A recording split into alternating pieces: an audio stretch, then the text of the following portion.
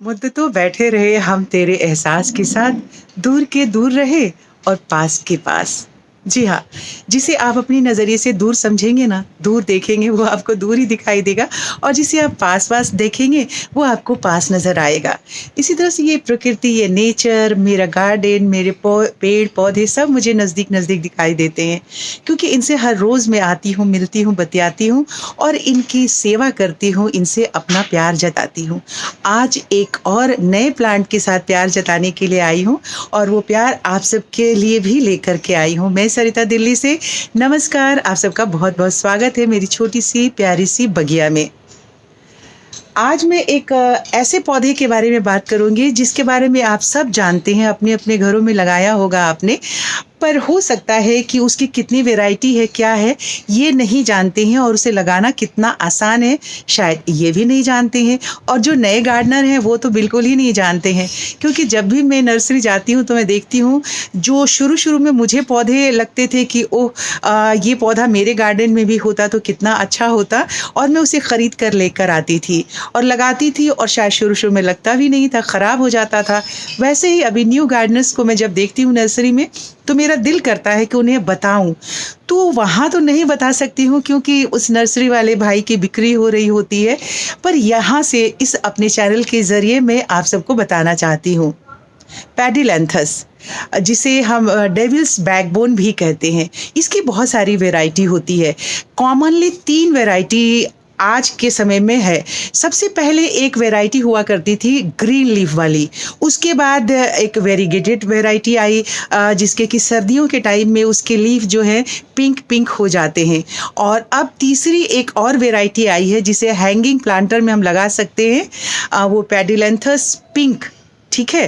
तो सबसे पहले मैं आपको दिखा देती हूँ, मेरे पास तीनों वैरायटी है, इसे लगाना कैसे है, वो बस हम आपसे शेयर कर लेते हैं।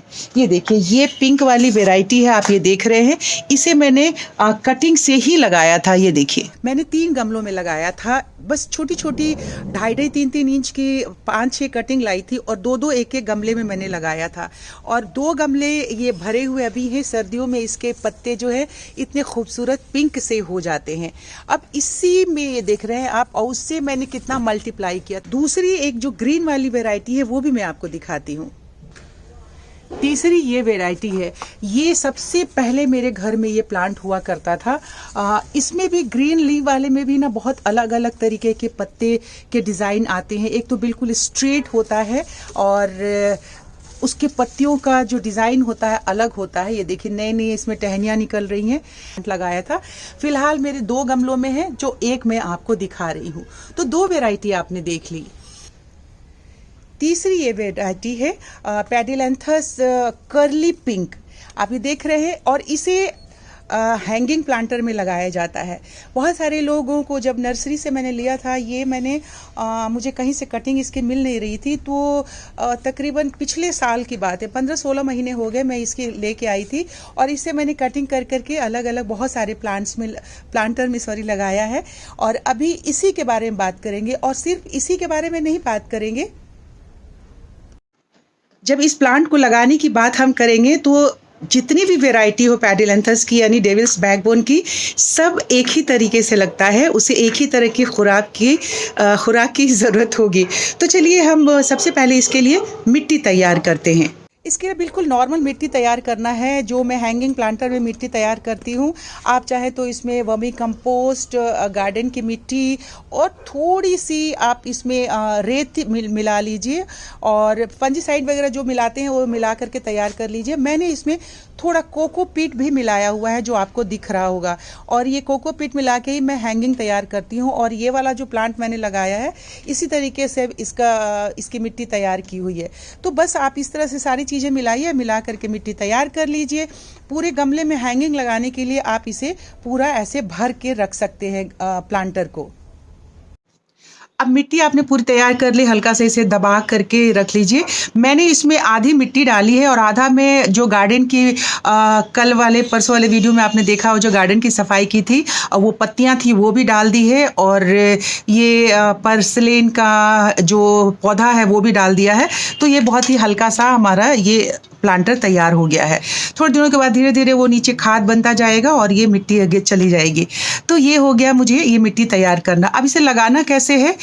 ये जो है एक थोड़ा सा जहरीला सा पौधा होता है, डेविल्स बैकबोन या पेडिलेंथस आप जो भी बोले, इसमें से एक वाइट सैप निकलता है। जब भी आप इसे कटिंग करेंगे या तोड़ेंगे तो आप ये देखिएगा कि उसमें से वाइट सैप निकलता है। उसे बहुत ज़्यादा उंगली में हाथ में टच करने देने की ज़रूरत नहीं होती है। इससे क्या होता है कि थोड़ी सी ईचिंग हो सकती है आपके बॉडी में। तो जितने भी सैप वाले प्लांट्स होते हैं ना, वो थोड़ी सी इसी तरीके से होते हैं जिससे कि ईचिंग आपको होती है, तो उससे थोड़ा सा अपने आप को बचा के रखने की ज़रूरत होती है। प्लांट्स लगाने के बाद जल्दी से हाथ साबुन से, सोप से आप वॉश कर लीजिएगा। तो चलिए अब इसे लगाना कितना आसान है। मिट्टी तैयार कर ली और बिल्कुल ही आप यहाँ से आप इसे कट कर सकते हैं। यहाँ से अब आपने अगर मान लीजिए इसका एक नोड एरिया होता है, ऐसे कट करेंगे, ये देखिए वाइट आप देख रहे हैं, ये अभी सैप निकल रहा है। आप इस तरीके से जब इसको करेंगे तो देखिए इसमें से बूंदें टपकती हैं, ये देखिए बूंदें टपक रही हैं और दोनों ही तरफ से कटिंग के दूसरे हिस्से से भी सैप निकलता है। ये देखिए नज़दीक से आपको दिखा रही हूँ, इसको टच करने की ज़रूरत नहीं होती है। और एक चीज़ यहाँ पे मैं आपको और जानकारी देते हुए चलती हूँ कि जिस भी प्लांट से सैप इस तरह का निकलता है ना, उसका लगना बहुत ईजी होता है। 99% वो प्लांट्स ज़रूर लगता है, क्योंकि ये जो दूध है वो अपनी खुराक जो है मिट्टी से खींचता है और जल्दी से अपने प्लांट में रूट्स को निकालने में मदद करता है। तो बस इस तरीके से आप 2-2, 3-3 इंच की इस तरीके से आप जो है कटिंग ले लीजिए। अब ये देखिए इसमें से कटिंग लेते हुए मैं आपको दिखा रही हूँ।